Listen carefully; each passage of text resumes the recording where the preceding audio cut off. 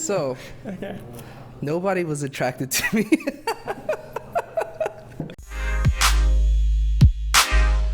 Hey guys, what's up? I'm not sure if you guys remember that I interviewed a girl named Becky who is half white and half Korean, and I interviewed her about her life being a halfie living in South Korea. And some of you actually asked me, Sharoon, can you also interview somebody who is half black and half Korean and what they go through in their life in general in South Korea and so on and so forth. So today I'm meeting Tony, who is an amazing dancer and he's a wonderful photographer in Korea. And if you are visiting Seoul and you need a photographer, actually you can hit him up. I'll put his Instagram in the description box below. But anyways, without further ado, let's meet him. Let's go.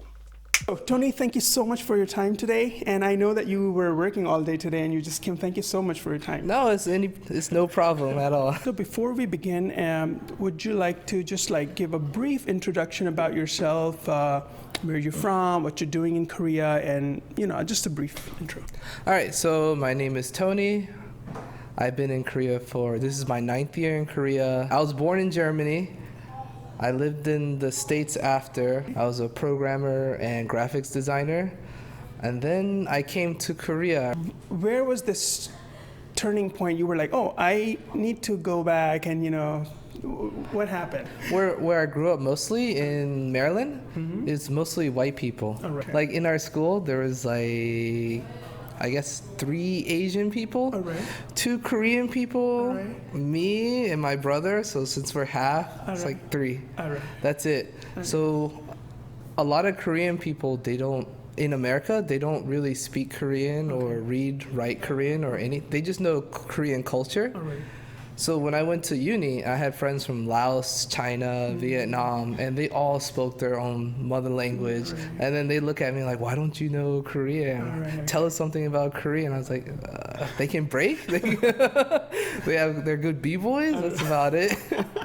So yeah, hanging out with them a lot. That's when I learned how to use chopsticks for the first time. I wonder, your mom never encouraged you to use chopsticks as a little kid? No. I think because she grew up during the Korean War. Okay.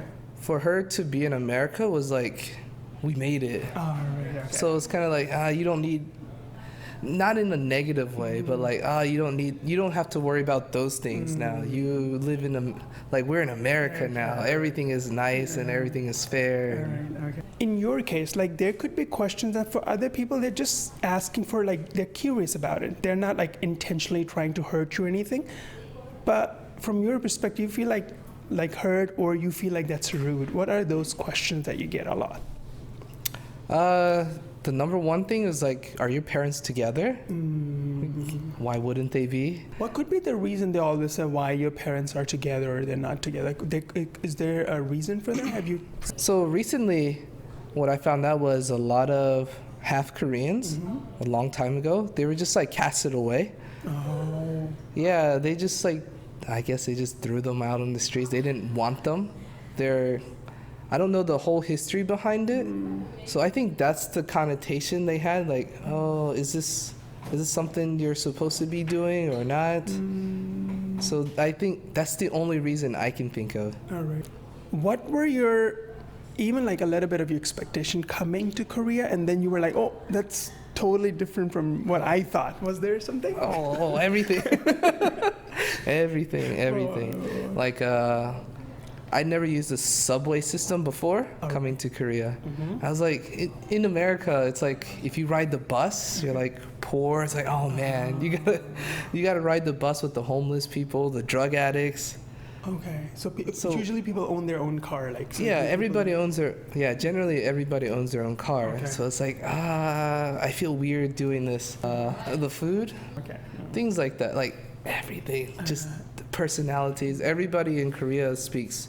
They're not very direct Americans.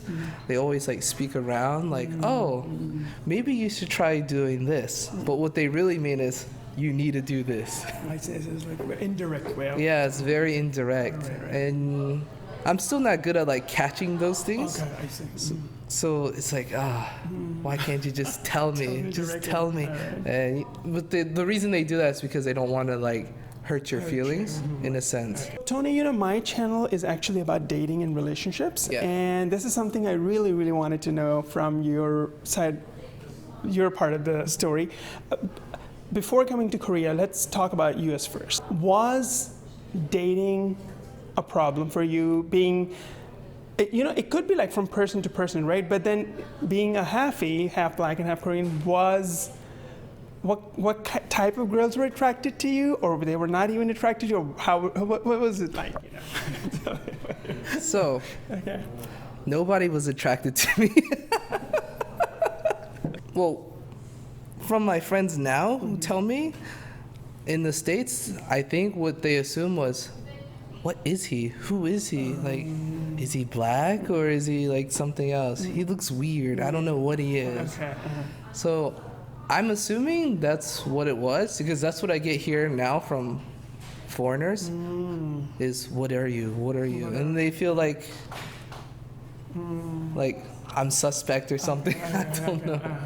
So, if it's not rude, Yeah. like, when was there a time like there was this girl in your classroom, you know, as a kid even, like we have this crush and all, and you approached that girl? You never had that courage? Dude, no. No, never? No, because when I was in high school, I was really fat. Okay. So I was like, no, I can't approach her. She's too hot. So it was never about you being happy, it was just about your confidence? Yeah, it was just confidence. Okay.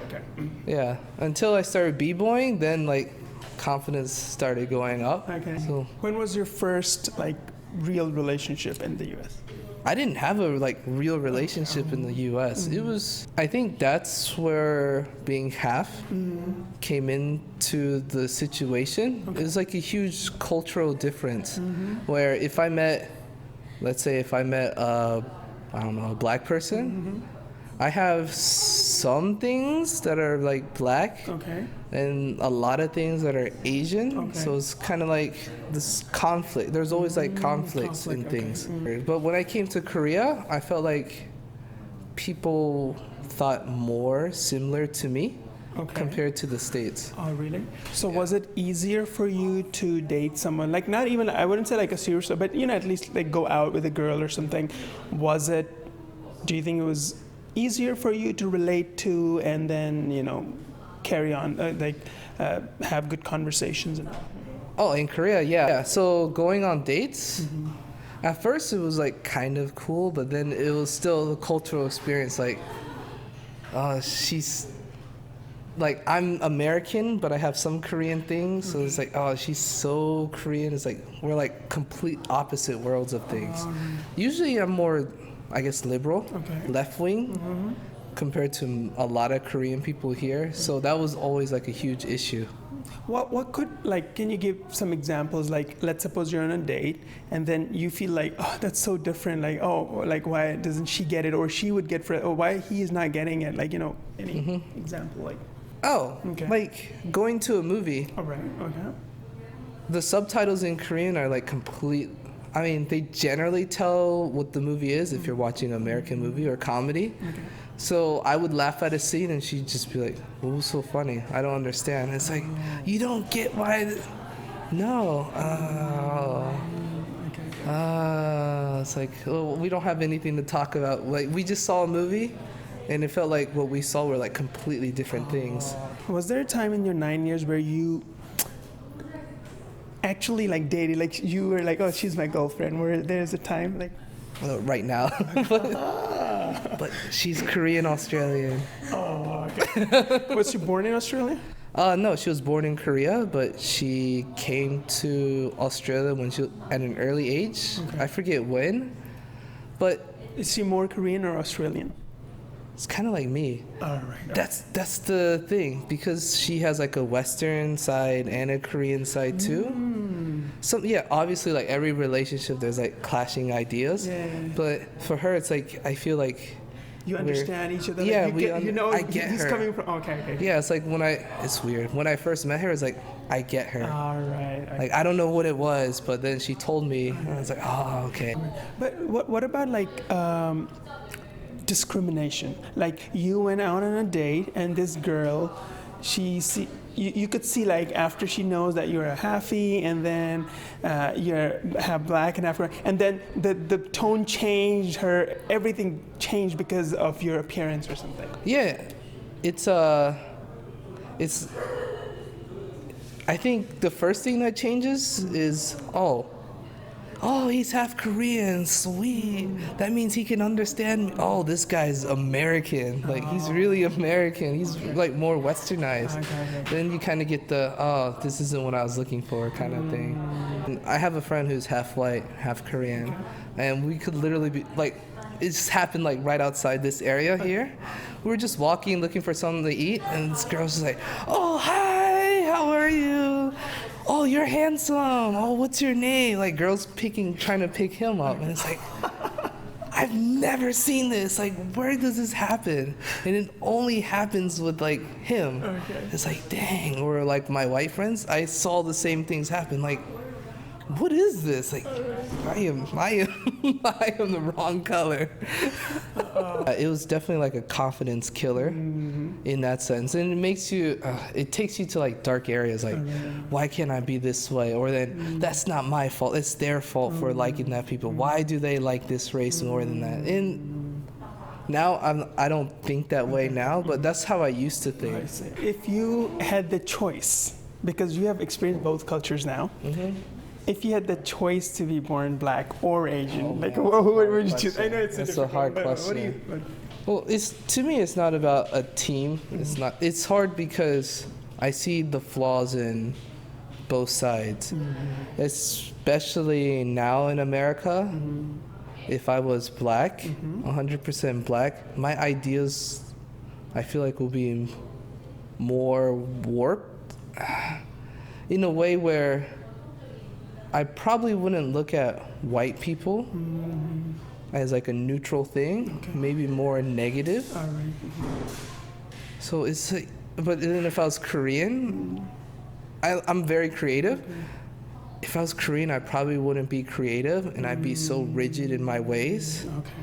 So it's really hard to. I think Latin Americans are the best. I wish I was Latino. Oh, okay. Yeah, not black or white, but. You know, like recently there are so many international families in Korea, right? As compared to like if you said 10 years ago. What would you like to tell? Because I know some halfies who went through a lot of stress and even committed suicide and stuff.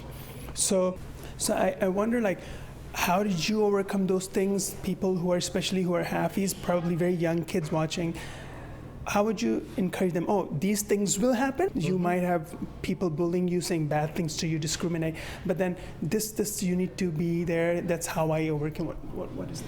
Don't live to prove that you're better than other people. That's how I did for most of my life, and I realized I wasn't living for myself. I was living for other people.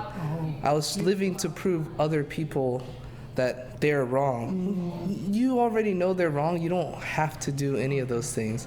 You have to have confidence in yourself and know the only reason they make fun of you is because they don't have confidence in themselves. People who are doing things, are successful, are confident, they don't got time to make fun of other people. Oh yeah, so true. But I wish I knew that growing up. I really wish I knew that. To me, that makes you a slave of other people. So true. Hey guys, thank you so much for watching this video today. And as Tony mentioned, that do not live your life to prove that others are wrong. And you know, this statement of his made me think, am I living a life to prove that others are wrong or prove that I'm living a very happy life? Because I know a lot of us do that on Instagram these days, you know, posting pictures and showing others that I'm living a better life than yours. And you know, that actually sometimes make us slave to other people. I think it's a very powerful statement to think about. But anyways, let me know what you guys have learned from this. Please do let me know in the comment section below. And please do not forget to like, share, subscribe, and most importantly, smile. He delayed.